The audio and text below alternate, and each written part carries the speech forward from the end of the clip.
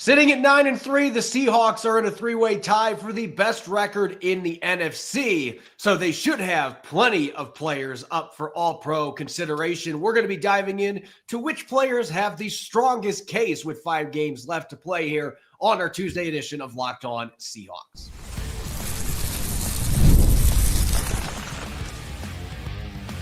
You are Locked On Seahawks, your daily Seattle Seahawks podcast. Part of the Locked On Podcast Network, your team every day.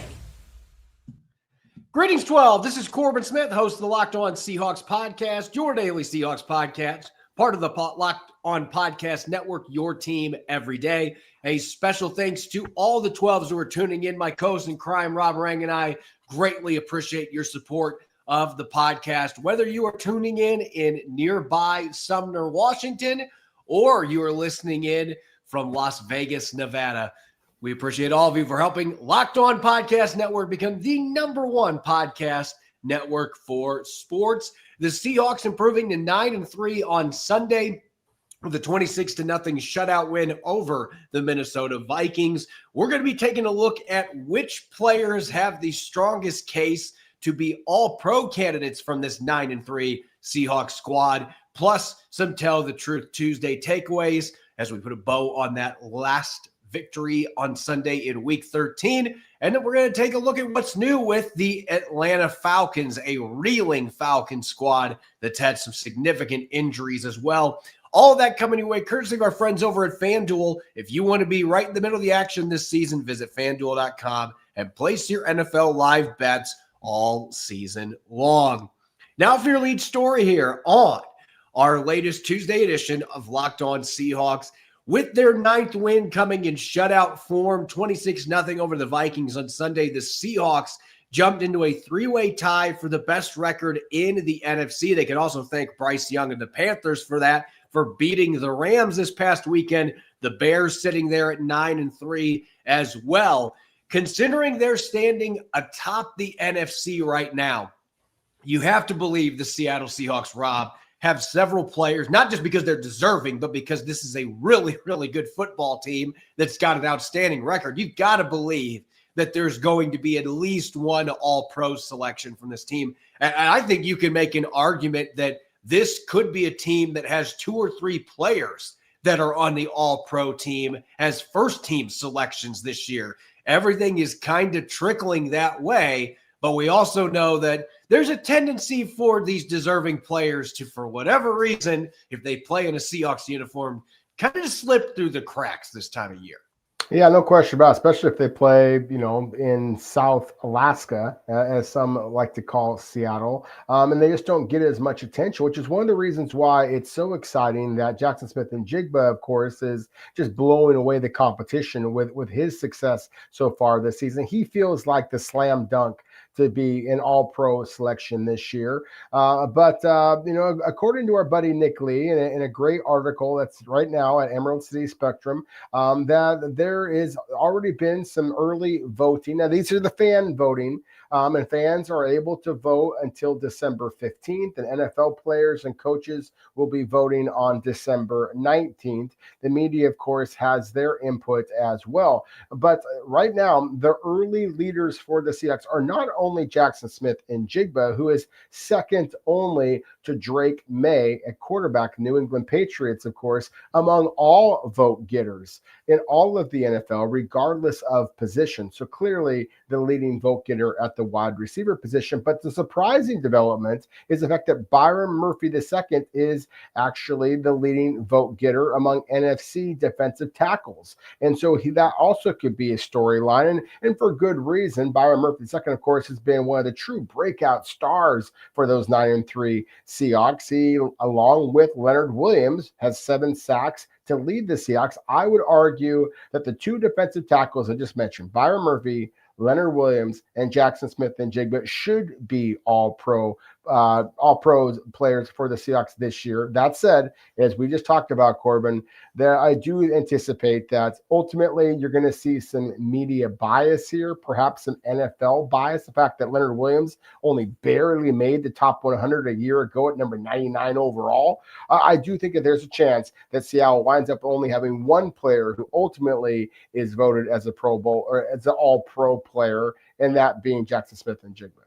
Yeah, and you mentioned the Pro Bowl voting that's going on, and I do think that has some, at least gives you a glimpse nationally, because a lot of times you won't see Seahawk players a top vote for top votes just because of where they are located. And it typically kind of matches with what you see from the AP voters when they are looking at All-Pro voting down the line. The fact that Jackson Smith-Njigba and Byron Murphy II are both leading their position groups, that is telling. I mean, Byron Murphy II, he is absolutely in consideration for this. Both he and Leonard Williams are having phenomenal seasons. With that being said, if I had to pick between those two, as great as Byron Murphy II has been, and it's not just because Big Cat got absolutely ripped off last year. He should have been a first-team All-Pro selection last season, not just second team. He should have been one of the top 2 defensive tackles in the National Football League. He deserves, the karma's got to come into play at some point here, but that is not going to be my argument for why he should be All-Pro. My argument is, look at the numbers. He's got 7 sacks, you mentioned. He's tied for the team lead for the Seahawks. He's got 18 quarterback hits. He's on pace to pass what he had last year in that department. Now, he's missing the 92-yard pick six like he had last season, and maybe we see that this week against Kirk Cousins and the Atlanta Falcons, but he has done everything else to replicate the numbers, if not surpass his numbers from a year ago. And teams are still double teaming him as much as they possibly can, and it does not seem to matter. Big Cat continues to feast week in, week out. I also think, look, we can talk the defensive tackles, but I want to talk a little bit about the history that Ernest Jones is making right now at linebacker. He has missed 2 games because of an injury, so he's only played in 10 of Seattle's 12 games so far. But this is the elite company he has put himself in. With the 2 interceptions that he had on Sunday, Rob, he is one of 15 inside linebackers since 1970, the merger, to have 5 picks or more in his first 10 games played in a season. He's only the 3rd to do it since 1999. And because you look back in like the 70s, there was a lot more interceptions than what there are now. In today's NFL, the quarterback play is just so much better. It's that much harder to get picks. For Ernest Jones to do what he's done, and he's got 83 tackles as well. I think Ernest Jones absolutely should be an All-Pro, at least in consideration.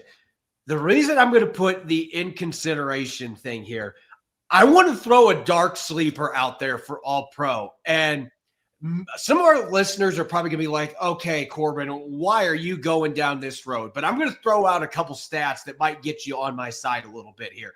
I think Drake Thomas should be an All-Pro. I'm going to say that instead of Ernest Jones. I'm going to say Drake Thomas, and right here is why I'm going there. Look at the numbers that he has put up this season, Rob.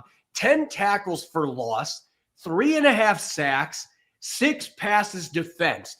Let's just put this out there. Rob, how many guys do you think in the NFL have those 3 statistics notched this season in the NFL?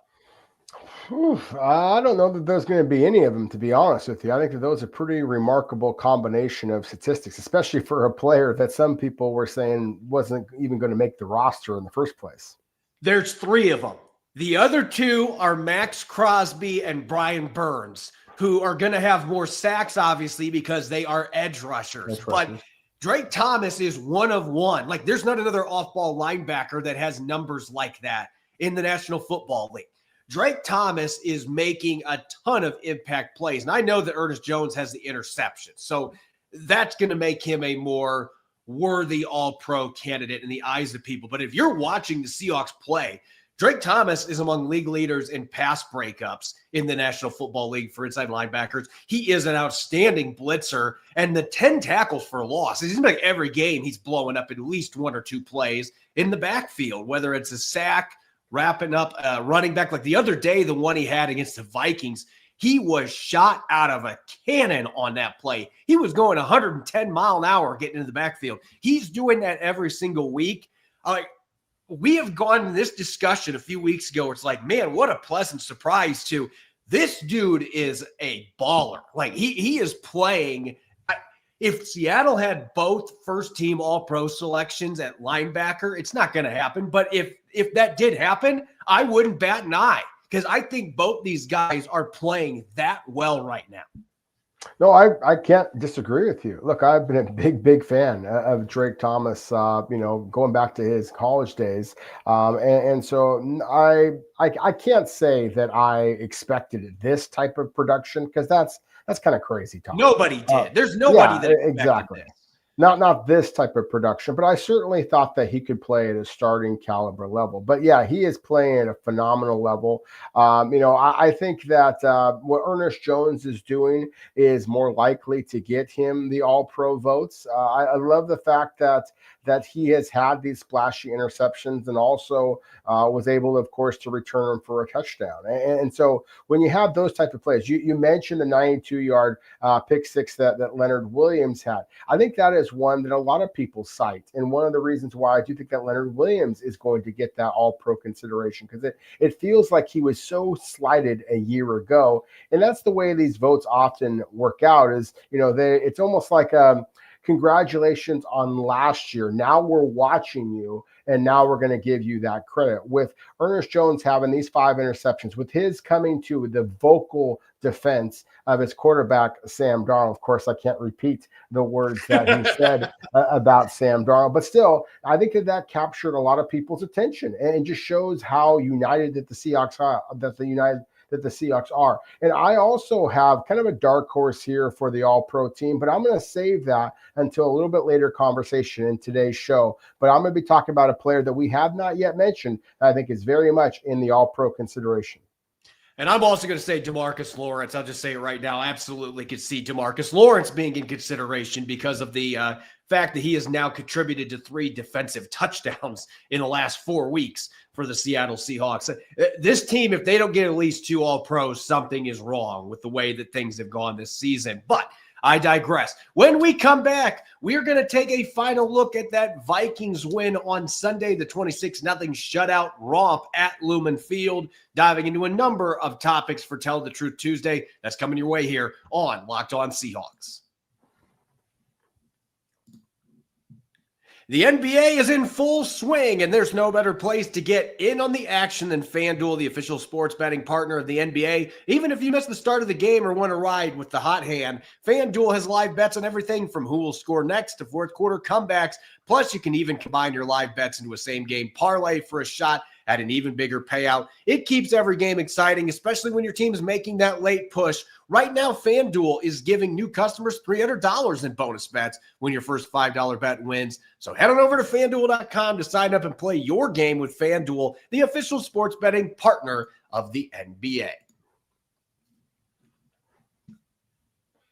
Welcome back to the Tuesday edition of Locked On Seahawks. I'm your host, Corbin Smith. He's Rob Rang. A special thanks to each and every one of the 12s tuning in. And thank you, as always, for making Locked On Seahawks your first listen 5 days a week. We greatly appreciate it. The Seahawks picking up their 9th win of the season, only 1 win away from matching last season's total with 5 games left to play, tied atop the NFC West and the NFC standings. And obviously, Rob, this is the first time that we've gotten to talk about this game together with my crazy schedule with the trying to sell a house, all that fun stuff. So I'm eager to dive into this here and look back at this win over Minnesota that was such a defensive-oriented game. The Seahawks didn't score an offensive touchdown until Zach Charbonnet's 17-yard rumble in the fourth quarter. So there was a lot of tough sledding on the offensive side of the football, and that left some players ripe for criticism. And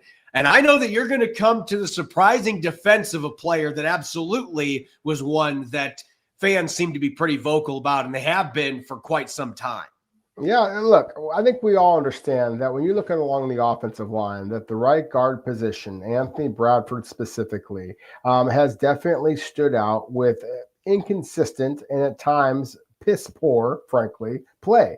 At the same time, his pass protection against the Minnesota Vikings was not nearly as bad as what some are suggesting on social media and even during the telecast. I think if you break down the 4 sacks in which Sam Darnold was brought down by the Vikings, Anthony Bradford was not to blame for, frankly, any of them, including the one that has kind of become infamous now with Sam Darnold laying on the turf and seemingly looking at his big right guard with his hands up in the air like, what the heck is going on? So you can break down all 4 of those plays. And if you do, as I did, then you can kind of, see that for yourself. But of course, there's a lot of people out there who have more things to do with their time than just to watch the game that already happened in closer detail. I'll just give you the Pro Football Focus statistic for one part of this argument. There were 29 pass protection plays in which Anthony Bradford was on the field before he went down with the injury, and he was assigned 1 beaten by defender grade. No sacks, no quarterback pressures, 1 beaten by defender. Now, again, I think that we can, I sometimes am critical of PFF's grade, so I'm not going to use that as the only barometer here. But again, there was 4 sacks allowed by the Seahawks. On the first 3rd and 11 with 6:47 in the first quarter, Sam Darnold is, again, holding up his hands like, what the heck is going on? The Vikings had 8 guys in the box. The player that Bradford initially is going to try to block actually peels back, and Bradford turns and capably blocks Harrison Smith for at least a couple of seconds. It actually winds up being Blake Cashman that winds up getting, linebacker Eric Wilson that winds up being Zach Charbonnet for the sack. And again, I wonder if it was Charbonnet or maybe all of Seattle's coaching staff that Darnold had his hands up kind of complaining, because the Vikings got 4 sacks, all of them in the first half. Seattle made their adjustments. 2nd and 4, 14:43 in the second quarter. Anthony Bradford capably blocks the defensive tackle, Levi Drake Rodriguez. It's Charles Cross, left tackle position. It's beaten by Dallas Turner with a speed rush. The fumble is forced. But again, a lot of people are criticizing Anthony Bradford on that play. He actually did his job very capably in that one. 3rd and 10 with 7:54 in the second quarter. It's the tight end A.J. Bonner who is beaten by a blitzing linebacker Andrew Van Ginkel. And finally, 1st and 10 with 5:26 in the second quarter. Dallas Turner is allowed to run free with rookie undrafted free agent Nick Callrup kind of pinching inside. And frankly, I'd put this play more on Darnold than even on Callrup. He's got a wide open Kenneth Walker III in the flat. If he's able to get the ball out, this would have been a big, big play. So look, I understand that Anthony Bradford has struggled, but all those people out there who are suggesting that the Seahawks would be so much better off with just about anybody, myself included, manning the right guard position, there's a reason why he continues to be Seattle starter. Seattle clearly feels that he is better than Christian Haynes or anybody else that they have at that right guard position.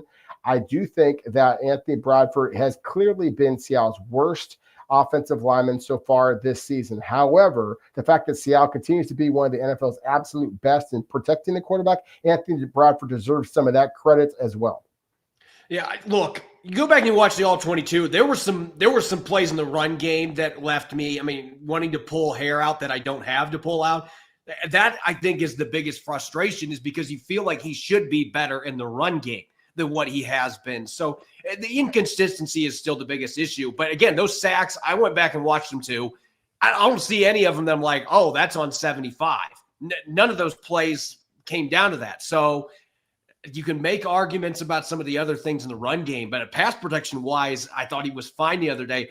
To me, the issue Seattle had with their passing game on Sunday, I'm putting this on Clint Kubiak's plate. To me, the ball is in Clint Kubiak's court to try to fix this. It isn't on Sam Darnold. The things Sam Darnold can do better, absolutely, and he'll tell you that. Are there some plays where the offensive line had some guys that got beat? Absolutely, but it didn't seem like they were ready for what Minnesota was going to be bringing. And there weren't enough adjustments made, at least in the first half. Now, I'll give Kubiak credit in the second half. The Vikings didn't get any sacks, and the pressures just weren't there.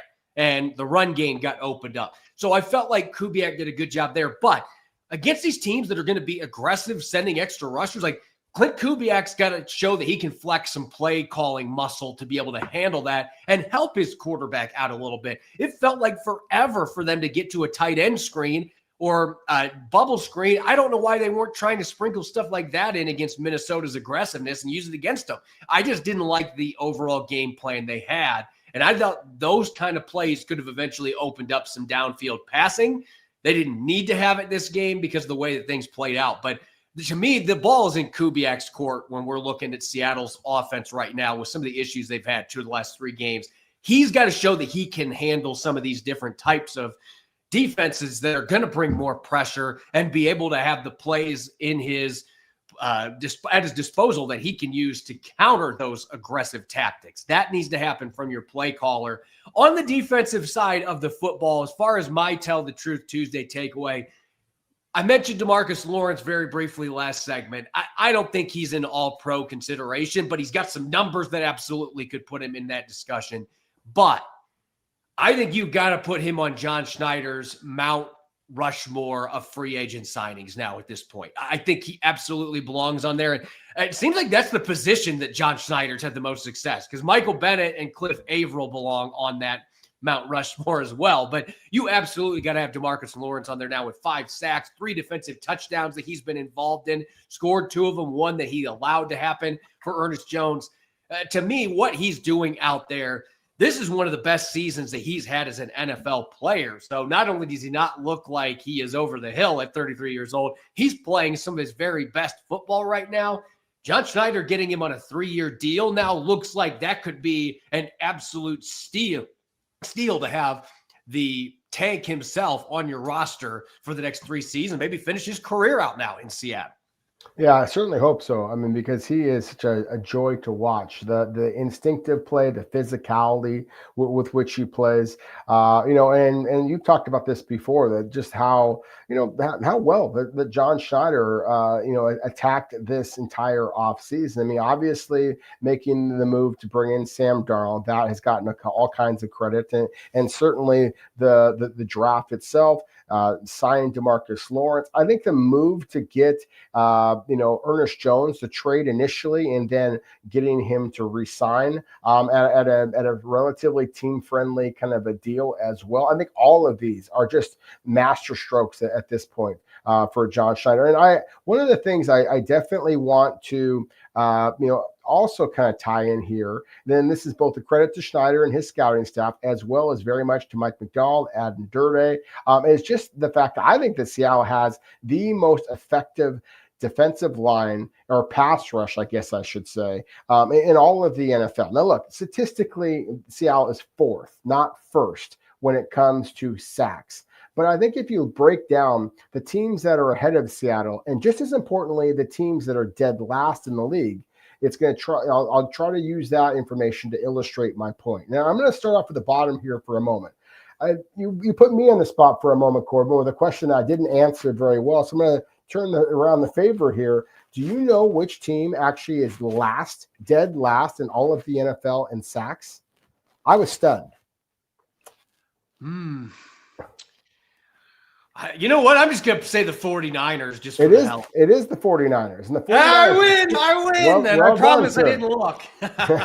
Well done. Yes, the 49ers with 16 sacks. Now, obviously, they are missing their superstar, Nick Bosa. But that's part of my point, is that if you are so one-dimensional, you have one superstar, and if he's not on the field for you, suddenly your pass rush, something as critical as your pass rush, is basically gone. Then again, I think that shows how it can be better if you have multiple very effective pass rushers. The Bengals, who of course have Trey Hendrickson, are tied for second most in sacks. And so again, Trey Hendrickson hasn't been nearly as effective this year. And again, you're seeing the team that is basically one-dimensional with one superstar pass rusher is struggling a little bit. Now, Myles Garrett and the Cleveland Browns are the exact opposite. They are one of the few teams that's ahead of the Seahawks in sacks, but Myles Garrett having 19 of Cleveland's 43 sacks so far this season, that's just a whole different conversation here. But I mention the Seahawks because they lead the NFL with 17 players who have at least half a sack. They are the only team in the NFL who has 4 players with at least 5 sacks. Their 2 best sackers at this point are the 2 defensive tackles. We talked about that, Leonard Williams and Byron Murphy II. And of course, what is going to impact quarterbacks more than guys right up the middle, rather than those edge defenders. And then obviously, when you have edge defenders like DeMarcus Lawrence, like Uchenna Nwosu, who have 5 sacks with Lawrence and 6.5 sacks, I believe, actually, with Uchenna Nwosu, even in short time here, again, it just shows the versatility of Seattle's pass rush. And so again, whether it be the blitzing linebackers, blitzing defensive backs, or just the front four, to me, that is one of the biggest reasons why Seattle is as effective as they are. The only team that actually in the NFC that has more sacks than the Seahawks are the Atlanta Falcons, and which makes them a team that Seattle should take seriously, despite what the record would suggest. Yeah, we'll get to the Falcons here in a second on that front, but real quick, my closing thought here for Tell the Truth Tuesday, and I have been as critical on Ken Walker III's vision and lack of patience and wanting to bounce the football outside too much. I've been critical on that for pretty much the entirety of his NFL career. But I'm going to come forward right now and say that we are seeing K9 as a dog with a different bark the last couple of weeks. I've seen a guy that is taking what is in front of him more often. He is plowing through guys. He is finishing runs with authority. He's getting more involved in the passing game, and he's making guys miss on that front. I think, look, we saw a 1,000-yard rusher from Ken Walker III his rookie year, but I don't know that I've seen him play with the confidence that I'm seeing him play with here the last few games. And it's not surprising. Seattle's now had 4 straight games with 100-plus rushing yards, and he's not doing it all by himself. But the fact of the matter is, it seems like he's stepped up a weight class in terms of the canines right now. And so I want to just step out and say, like, I love what we're seeing from him the last few games. It seems like what he's been working on is now starting to translate to the field here. Yeah, I 100% agree with you on that note. And, I want to kind of go back real quick to the All-Pro conversation that we had. I kind of teased that I had a dark horse of my own. It's the kicker, Jason Myers. I mean, Jason Myers leads the NFL in field goals attempted with 33. He leads the NFL with field goals made with 28. He's 38 of 38 on PATs. If he is to succeed in remaining at 100%, it would only be the second time in his 11-year NFL career in which he finished the season at 100% on PATs. His long is 57 yards. Of course, he kicked 2 50-plus yarders this past game against the Minnesota Vikings. We all wish that he had been able to kick that field goal, game-winning field goal against the Los Angeles Rams. But other than that, I mean, he has been spectacular. The leading vote getter right now with the Dallas Cowboys doesn't have nearly as many kicks, made kicks for Dallas as does Jason Myers. So he would be a sneaky player, I think, for All-Pro consideration, and something I definitely want to talk about in the Tell the Truth Tuesdays. Just his clutch play, I thought, played a critical role in Seattle getting that early lead right before halftime, of course, and maintaining it throughout the game while their offense was kind of stubbing their toe for much of that football game. When we come back, we've got to shift focus because we're already on to Atlanta. Week 14, Seahawks getting ready to play the Falcons. We're going to take a look at what's new for Atlanta, a squad that started promising, but things have slipped as of late. We'll be breaking everything down on Seattle's upcoming opponent coming up next here on our Tuesday edition of Locked On Seahawks.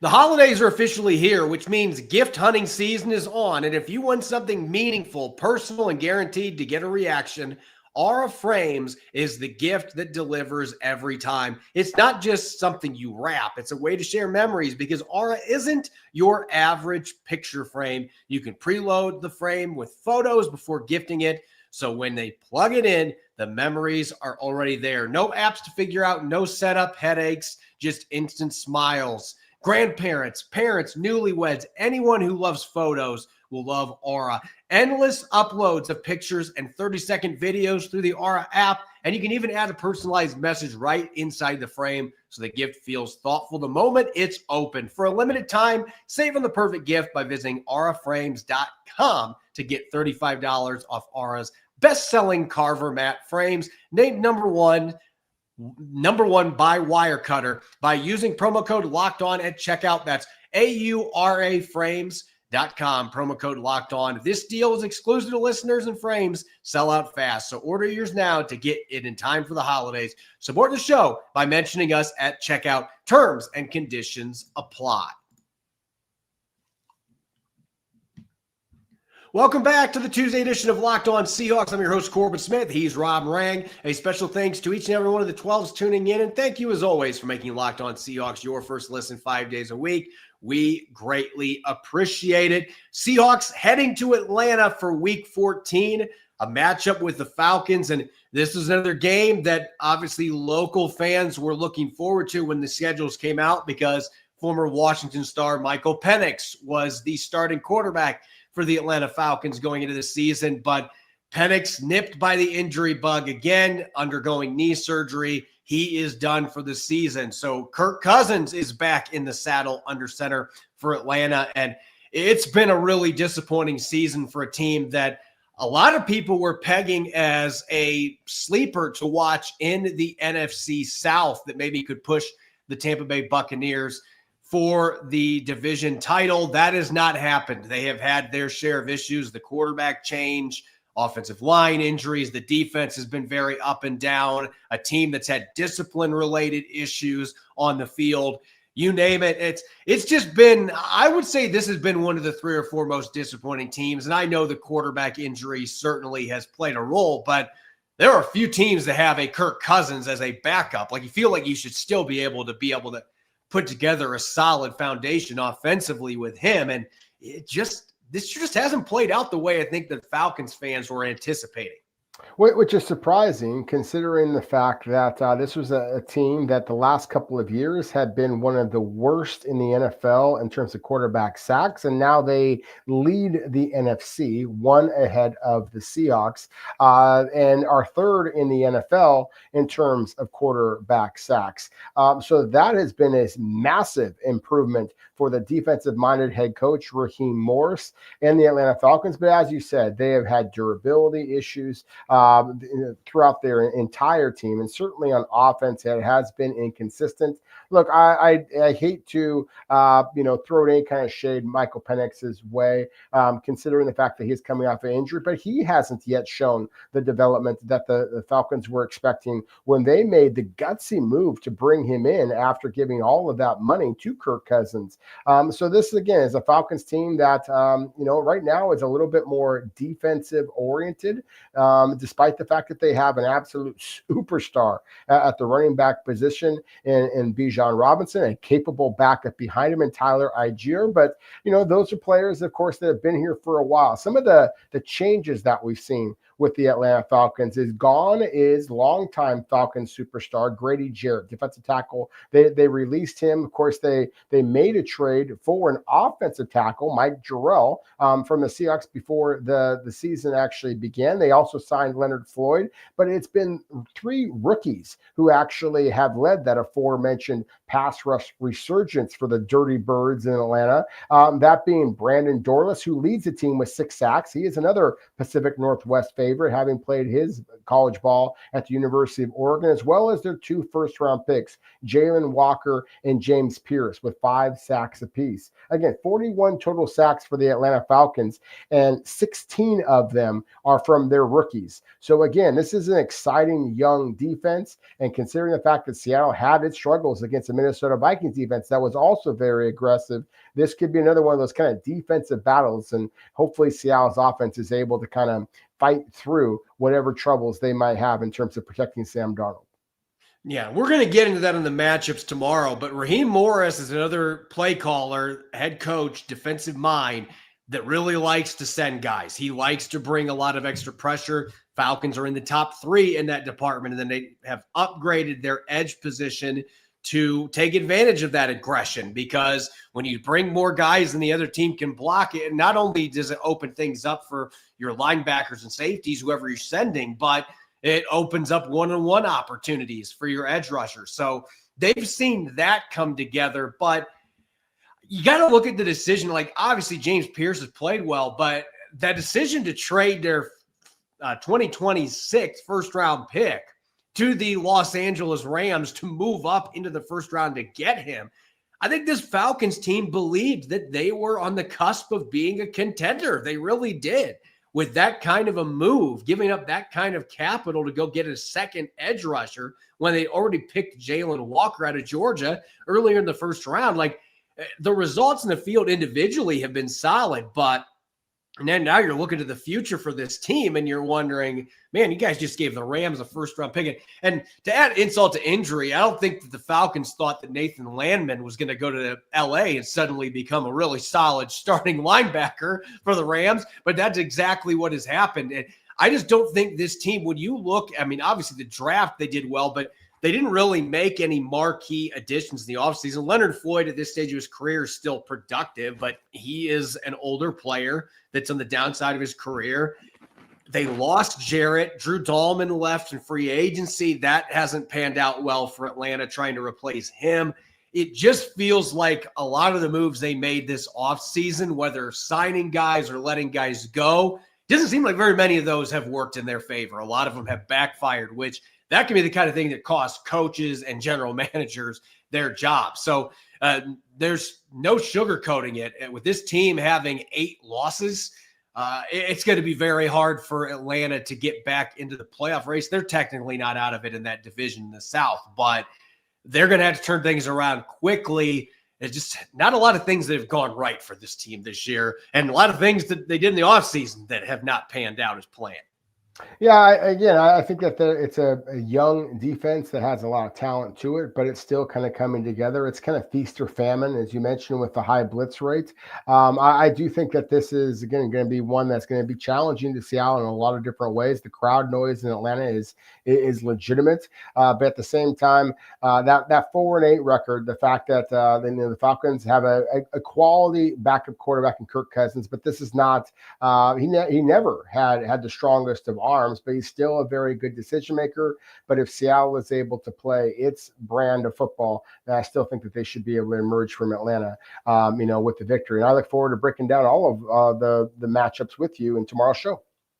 As always, you can follow me on X and Blue Sky at Corbin Smith NFL. You can follow Rob at Rob Rang. Make sure to subscribe to Locked On Seahawks on YouTube and wherever you get your podcast to make sure you don't miss a single episode. We'll be dialing up all of the key positional battles on Matchup Wednesday tomorrow, Seahawks Falcons. Make sure to listen in and enjoy the rest of your Tuesday. Go Hawks.